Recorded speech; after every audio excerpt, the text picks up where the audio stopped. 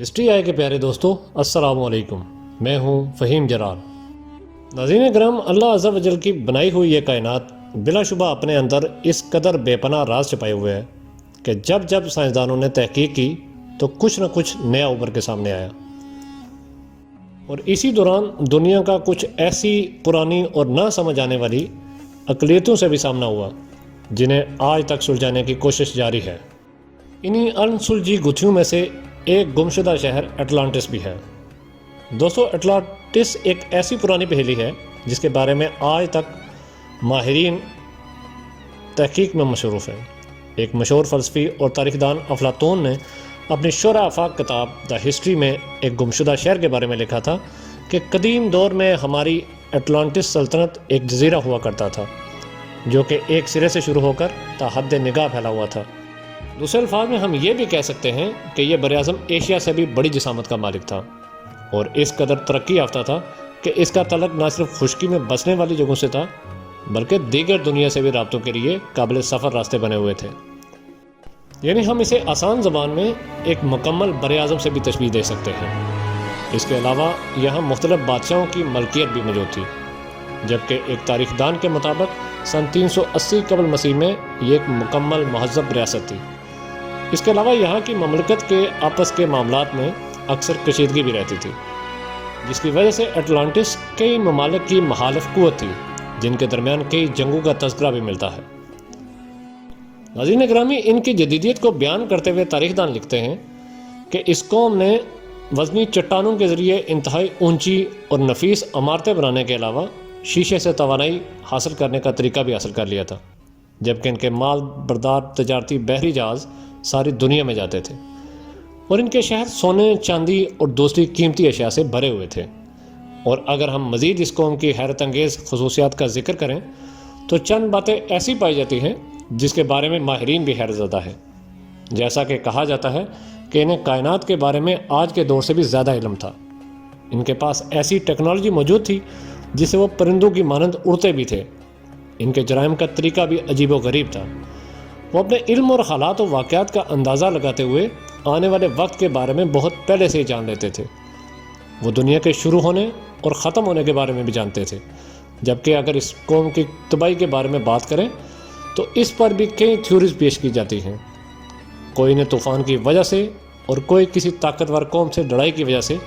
مٹنے پہ یقین رکھتا ہے، جبکہ بعض کا کہنا ہے کہ ان کی حیران کن ترقی اور عروج نے ہی ان کو کھا لیا تھا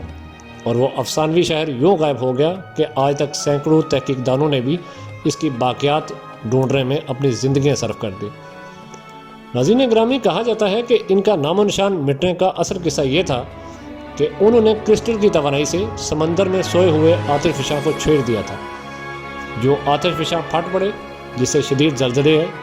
اور جس کے نتیجے میں انتہائی سونامی طوفان نے جنم لیا جس نے پورے جزیرے کو غرق کے آب کر دیا۔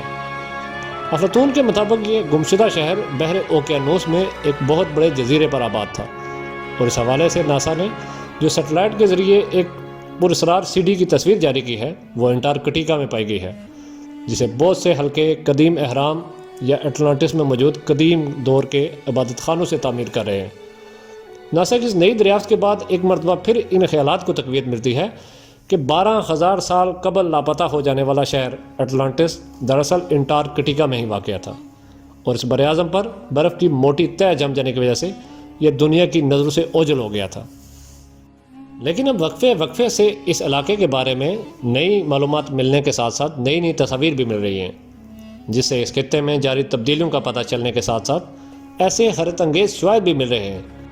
جن سے اس برفانی براعظم سے ماضی میں موجود زندگی اور اس میں رہنے والوں کے بارے میں زیادہ معلومات مل رہی ہے،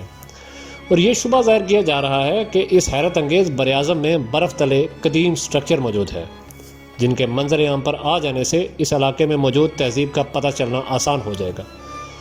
ناظرین گرامی، اس کے علاوہ ایک ریسرچ کے مطابق ہزاروں سال قدیم اٹلانٹس نامی شہر کے لوگ مصر کے قدیم لوگوں کی طرح فن تعمیر کے ماہر تھے، جبکہ افلاطون اور اس نظریے سے کام کرنے والے ماہرین آثار قدیمہ کے مطابق انہوں نے سائنس اور ٹیکنالوجی کے کچھ میدانوں میں ایسی ترقی اور عروج کر رکھی تھی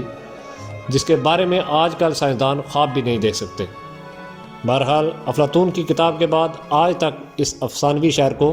ادیبوں نے اپنے ناولوں میں زندہ رکھا ہوا ہے۔ ہالی ووڈ کی کئی مشہور سائنس فکشن موویز بھی اٹلانٹس پر بنی اور کامیاب بھی ہوئی، لہٰذا اٹلانٹس شہر تہذیب یا قوم حقیقت میں اپنا وجود رکھتی تھی یا افلاطون کے تخیل کا کرشمہ ہے، اس کے بارے میں بہتر اللہ کی ذات ہی جانتی ہے۔